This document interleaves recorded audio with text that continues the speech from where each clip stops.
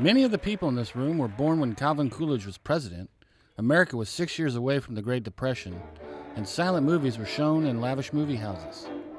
On this day, the Santa Barbara Parks and Recreation Department brought them together for its 24th 90-plus birthday party. And it's great to bring people of this exceptional experience together from different retirement communities and different families here at the Korea Recreation Center this year. We've been doing this for 18 years, and so I was only 72 when we started. That's a long way from 90. There'll be pennies from heaven for you and me. Over 200 people attended the event, accompanied by friends, family members, and caregivers. And the nature of this population group is that you have a lot of caregivers. So sometimes it's family members just as guests, sometimes they're professional caregivers. So this is an age group that needs a little help getting around sometimes. So that's built into the way that we run this event. So we reserve quite a bit of space for the caregivers and family members. Larry Crandell helped to fund past 90-plus birthday gatherings for many years. Larry says that it's one of his favorite events, and in 2013, he turned 90 years old. So he is officially a member of the club. So he's going to get the honors of blowing out the birthday cake candles, and his son Stephen is going to be here helping him with a sing-along. And Larry just loves visiting with the groups and asking, what's your secret of long life?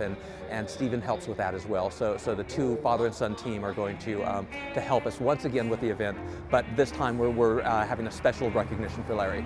Is there a woman in the room here who's over 90 but single? I think we're survivors.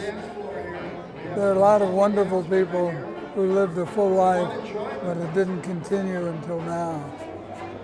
And so I think those of us who are still around have this sense of gratitude to have survived, to enjoy it. Put the hands together, push toward the ceiling. Push them up.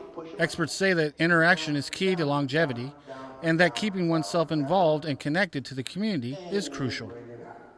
Whether people take a fitness class or an arts and crafts class, it is important that seniors stay connected with their peers.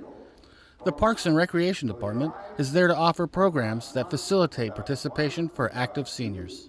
Just keeping engaged, keeping connected with your friends, and establishing, your sense of passion for where you live, and fostering those friendships and relationships that you have. And this event helps with that a little bit, and all our other activities do as well. We have quite a few people that are in their 80s and 90s that are very active, regular participants in our programs. I'd say it's one of the high points, because the older you get, the more nostalgia. I don't know whether you're starting to get gray, whether it's occurred to you. Certain things happening again and again develop a life all their own. In its heyday, the 90-plussers held galas at the Fess Parker Doubletree Resort. But because of cutbacks, the annually held birthday parties were skipped for many years.